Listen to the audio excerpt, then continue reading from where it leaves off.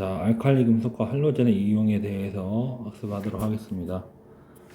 알칼리 금속과 할로젠들은 우리 주변에서 많이 이용되고 있는데, 휴대전화 배터리, 털안의 조명, 비료, 충치 예방용 치약, 수영장물의 소독제, 상처 소독약에 이용되고 있는데, 각각 어떠한 원소들이 이용되는지를 써보려고 했네요.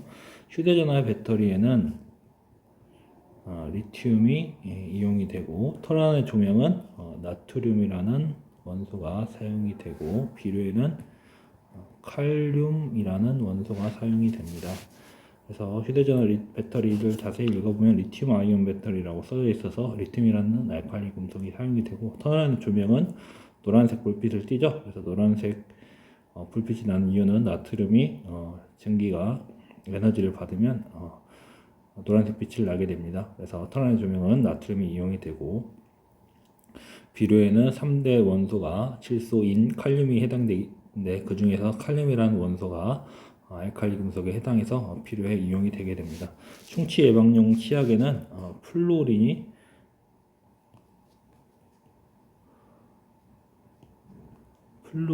사용이 됩니다. 플루오린, 치약에 불소가 써져 있죠. 그래서 불소 치약이라는 거는 거기에 불소가 예전에 플루오린을 불소라고 불렀는데, 플루오린이라는 원소가 치약에 사용이 되고, 수영장 소독제에는 염소가 이용이 되고, 상처 소독약에는 아이오딘이 이용이 됩니다. 자, 확인 문제를 보면 수소를 제외한 일족 원소를 무엇이라고 하는가 라고 했는데, 알칼리 금속이라고 했죠. 자, 2번 같은 족 원소를 모두 쓰시오 라고 했는데, 염소는 17족, 나트륨 1족, 아이오딘 17족, 아르곤 18족, 플로린 17족 원소에 해당을 하죠. 그래서 염소, 나트륨, 염소, 아이오딘, 플로린이 17족 원소에 해당하겠습니다. 그래서 같은 족 원소를 찾으려면 주기율표의 세로줄이 같은 것을 확인을 해보면 되겠죠. 주기율표의 세로줄을 족이라고 불렀었습니다. 자, 이제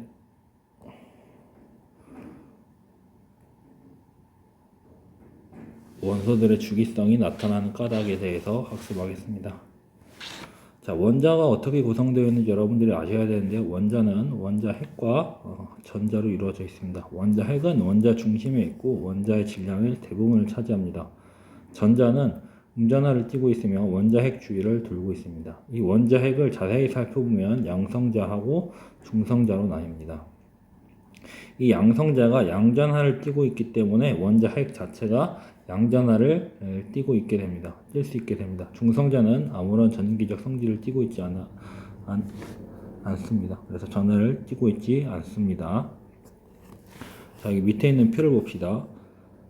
수소, 탄소, 마그네슘의 원자 번호, 양성자 수,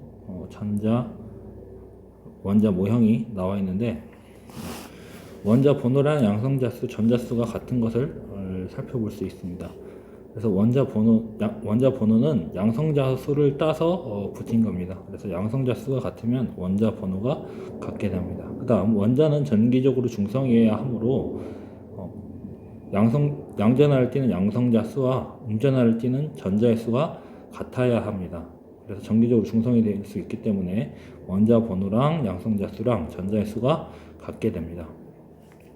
자, 여기 밑에 원자 모형에서 그림을 보면 수소, 탄소, 마그네슘들의 원자 모형이 나와 있습니다. 여기 수소의 원자 모형을 봤을 때 중심에 플러스 1이라고 써져 있는 모양이 있죠.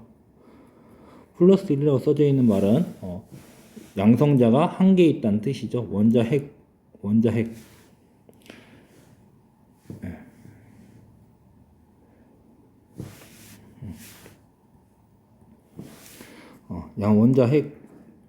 원자 핵에 양성자가 한 개가 들어있다는 얘기죠. 그 다음에 그 주위를 전자가 돌고 있는 모양이 있는데, 전자가 한 개 있죠. 전자가 한 개.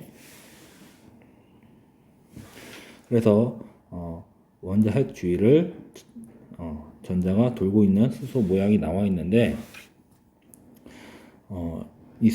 전자가 원자 핵 주위를 돌 때 아무렇게나 돌 수 있는 게 아니라 지구가 태양 주위를 돌 때 일정한 궤도를 따라서 돌듯이 전자도 원자핵 주위를 돌 때 일정한 궤도를 따라서 돌게 됩니다. 그때 그 일정한 궤도를 전자 껍질이라고 합니다. 전자가 원자핵을 돌 때 움직일 수 있는 그 궤도를 전자 껍질이라고 합니다.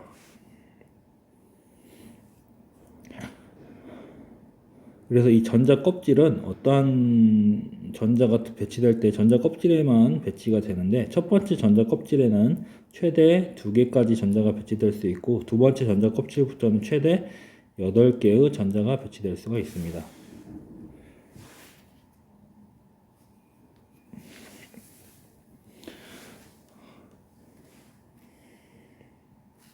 그래서 여기 탄소 있는 모형을 보면 첫 번째 전자 껍질에 전자가 2개 들어와 있고, 첫 번째 전자 껍질에 전자가 모두 채워졌으므로 두 번째 전자 껍질에 전자가 4개 들어가 있는 것을 확인해 볼 수가 있죠. 마그네슘을 보면 첫 번째 전자 껍질에 2개가 전자가 들어갔고, 그 다음 전자 껍질에 8개, 그 다음에 2개가 들어가 있는 것을 확인해 볼 수가 있겠습니다.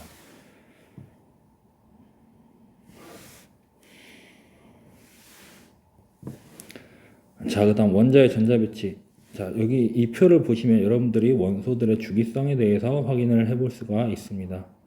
그래서 같은 주기 원소들은 어떤 전자 배치 공통점이 있는가를 확인을 해보시면, 첫 번째 주기에 있는 원소들은 전자 껍질의 개수가 같죠. 전자 껍질의 개수가 1개로 같습니다. 두 번째 주기, 2주기에 있는 원소들, 2주기에 있는 원소들은 전자 껍질의 개수가 전부 다 2개로 같게 됩니다. 3주기에 있는 원소들은 전자 껍질의 개수가 전부 다 3개로 같게 됩니다. 그래서 같은 주기의 원소들은 전자 배치에 어떤 공통점이 있냐면 갖고 있는 그 전자 껍질의 개수가 같게 됩니다. 자, 그다음 같은 족 원소들은 전자 배치에 어떤 공통점이 있는가? 같은 족 원소들은 같은 세로줄을 의미를 하죠. 1족에 있는 원소들을 봤을 때 첫 번째 전자 껍질에 전자가 하나 들어가 있죠. 수소를 봤을 때 첫 번째 전자 껍질에 전자가 하나 들어가 있습니다. 리튬을 봤을 땐 두 번째 전자 껍질에 전자가 하나 들어가 있죠. 나트륨을 봤을 때 세 번째 전자 껍질에 전자가 1개 들어가 있습니다. 그래서 가장 바깥쪽 전자 껍질에 전자가 모두 하나 들어가 있는 걸 알 수 있습니다. 베릴륨을 봤을 때 두 번째 전자 껍질에 전자가 2개 들어가 있고, 마그네슘을 봤을 때 세 번째 전자 껍질에 전자가 2개가 들어가 있는 걸 알 수가 있습니다.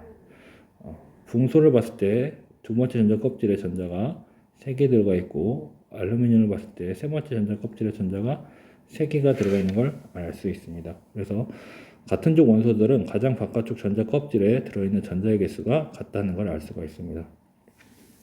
같은 족 원소들이 비슷한 화학적 성질을 갖는 까닭은 가장 바깥쪽 전자 껍질에 위치한 전자들의 개수가 같기 때문에 비슷한 화학적 성질을 내게 됩니다.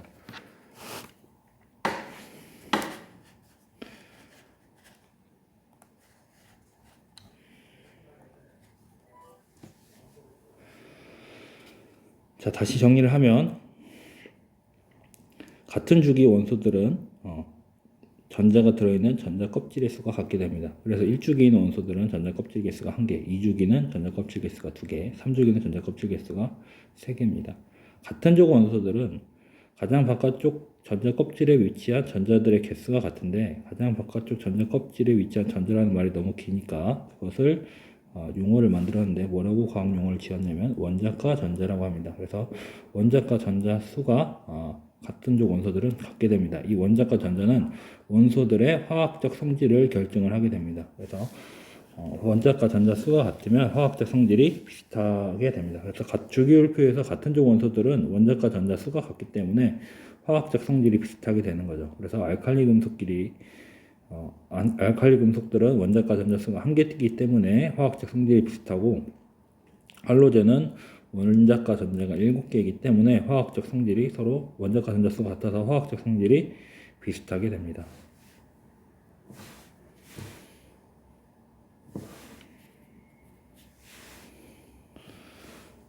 자, 다음 그림을 보면 여기서는 여러 가지 지구 생명체하고 지구를 이루는 물질들의 그림이 나왔는데요. 각각 이 구성 물질들의 원소를 써보라고 했습니다.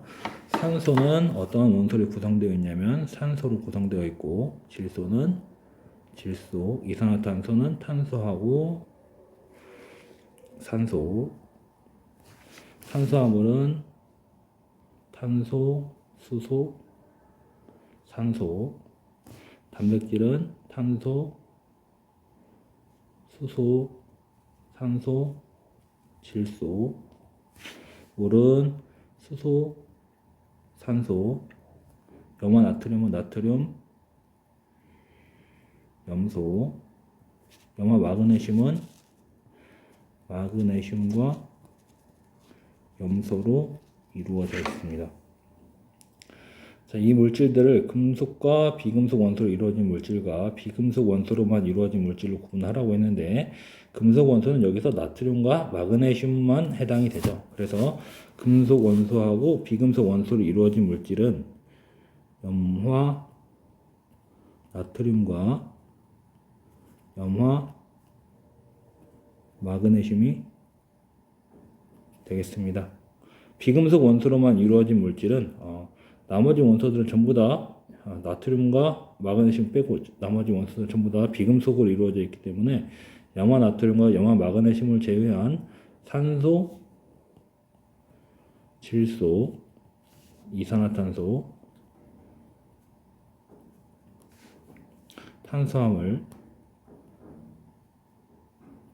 단백질, 물이 비금속 원소로만 이루어진 물질이 되겠습니다. 자, 오른쪽 페이지를 보겠습니다. 화학결합이 형성되는 까닭. 주기율표에서 18족 원소들은 비활성 기체라고 합니다.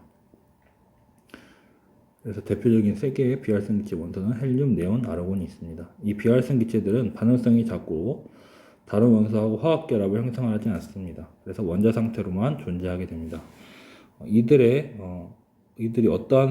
어떻게 이용이 되고 어떤 성질이 있는지를 한번 알아봅시다. 그래서 여기 헬륨, 네온, 아르곤이 나왔는데, 헬륨은 주로 공기보다 가볍기 때문에 주로 광고용 기구에 이용이 되고, 네온은 네온사인이라고 하는 그 광고판에 이용이 되고, 아르곤은 형광등 충전기체로 이용이 됩니다. 그러면 얘네들은 왜 안정한 성질을 갖고 있는지를 살펴봤을 때 원자 모형을 보면, 헬륨은 첫 번째 전자 껍질에 전자가 2개 들어가 있고, 네온은 첫 번째 전자 껍질에 전자가 2개, 두 번째 전자 껍질에 전자가 8개, 아르곤은 첫 번째 전자 껍질에 2개, 두 번째 전자 껍질에 8개, 세 번째 전자 껍질에 전자가 8개 들어가 있는 걸 알 수가 있습니다. 자, 그 다음 여기 있는 거 플러스 2, 플러스 10, 플러스 18이라는 의미는 양성자 수를 의미를 했었죠. 양성자가 헬륨은 2개, 네온은 10개, 아르곤은 18개라는 의미죠. 그래서 양성자 수와 전자 수가 지금 다 같은 걸 알 수가 있겠죠. 자, 그러면 비활성 기체의 전자 배치는 어떤 공통점이 있냐면, 우리가 앞에서 배우기를 첫 번째 전자 껍질에 전자가 2개 들어가고 두 번째 전자 껍질에 붙던 전자가 8개 들어간다고 했습니다. 그래서 지금 헬륨, 네온, 아르곤을 봤을 때 헬륨을 제외해서는 가장 바깥쪽 전자 껍질에 전자가 8개 지금 다 들어가 있는 걸 확인을 해볼 수가 있죠. 그래서 8개의 전자가 모두 다 채워지게 되면 특별하게 안정한 전자 배치가 됩니다. 그래서 다른 원소하고 화학 결합을 형성을 하지 않게 됩니다.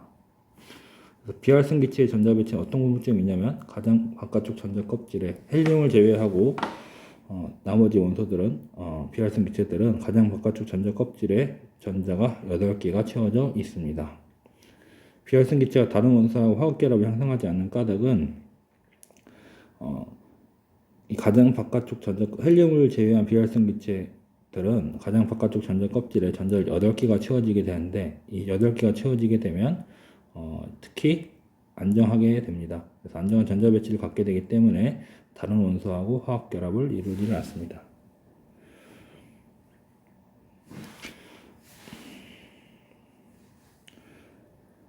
자, 그래서 헬륨을 제외한 비활성 기체는 가장 바깥 전자 껍질에 8개의 전자를 갖게 됩니다. 헬륨은 2개를 갖게 됩니다. 2개를 채우면 안정해집니다. 헬륨을 제외한 나머지 원소들은